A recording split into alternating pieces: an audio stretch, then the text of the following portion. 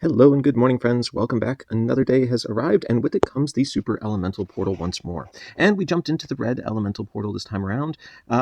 Interestingly enough, it looks like they skipped the slimes, right? I don't know what's going on with the slimes. Maybe slimes have had their day, and we're just trying to push through Super Elemental costumes faster.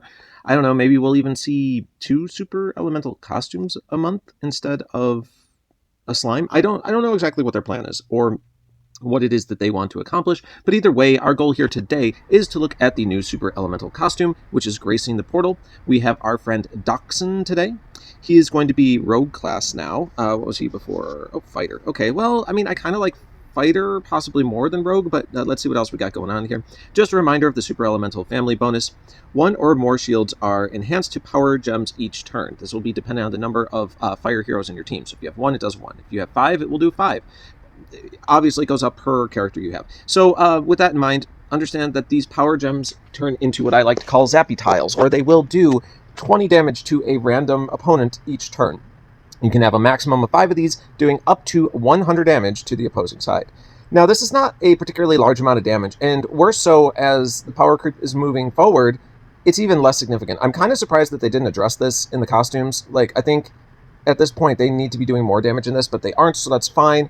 Do understand where this comes in the most helpful is when you are very close to killing a target and you didn't quite finish them off, or if you have fighters who are resurrecting at 1 HP, these zappy tiles oftentimes will do the cleanup work for you with no additional effort on your side. It's pretty nice. It's kind of fun.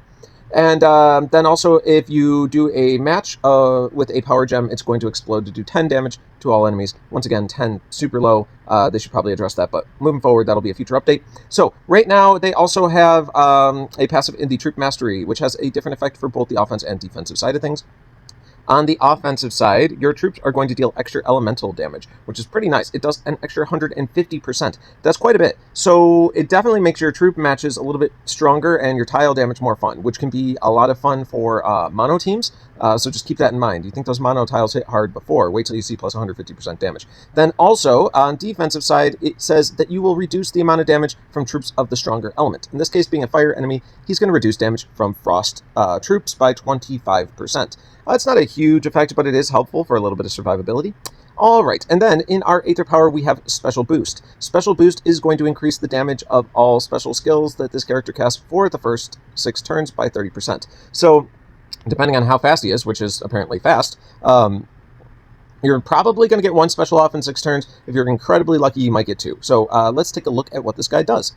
Dual Data Blades. Okay, so he's like a digital hacker or something. I'm not sure. Anyways, that's fun. It deals 550% damage. Hey, no. Where's my picture? Give that back. All right, there we go. Deals 550% damage to the target and minor damage to all nature enemies. The target and all nature enemies receive 2184 burn damage over 4 turns. Okay, so yeah, this is complicated. A lot of these older super elementals kind of had these niche abilities where they would pick on a certain element. This guy is doing the same thing. He's normally a sniper, right? He's a sniper that leaves a strong burn. It's kind of similar to like Marjana. I think is the right one. Yes, this is Marjana. So that's like a single sniper hit, leaves a burn effect. Same thing here. Although I will say that this burn is probably a lot stronger at 2184 over 4 turns. I mean, if we do the math on that, we're looking at about 550 damage a turn, which is a pretty strong dot tick. Like, I'm not mad about that at all. But it really is only going to hit 1 target unless they have nature enemies as well. And the interesting part about this is that in reality, you kind of want to do his damage to nature because he'll have that strong element effect. However, if you directly do the damage to the nature enemy and it's the only nature enemy on the field, then you won't trigger his effect on anybody else. So they're kind of encouraging you to use his ability on someone else on the team and then have the nature enemy also take this extra damage and fire dot. So I was never a big fan of these conditional type effects that were added to characters. At times, there are moments where it can shine. If you're going up against a mono green defense, which, I mean, honestly, you're probably not seeing a ton of mono green defenses, but you're sure going to have a lot of fun with that. even teams that are stacking like 3 greens, you're definitely going to have fun picking on him with a character like this. But in most scenarios, I think this guy's just kind of falling short of where I'd like him to be.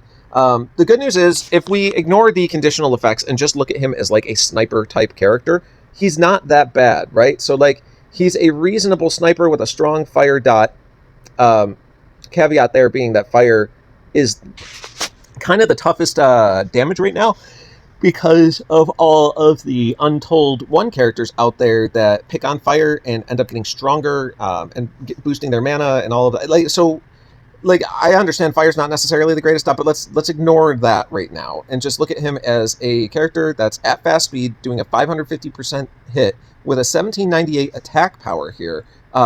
That's going to hurt. I mean, that's going to hurt. And then if he doesn't kill him, he leaves him with a dot doing 550 damage per turn for 4 turns. So I do think this guy is brutal, but I just think he's lacking a little bit with the rest of the special only being conditional on green. So if we have to rate this guy on a scale of 1 to 10, I'm just going to put him at a 7. I'd say he's average. Like, he's a great individual sniper.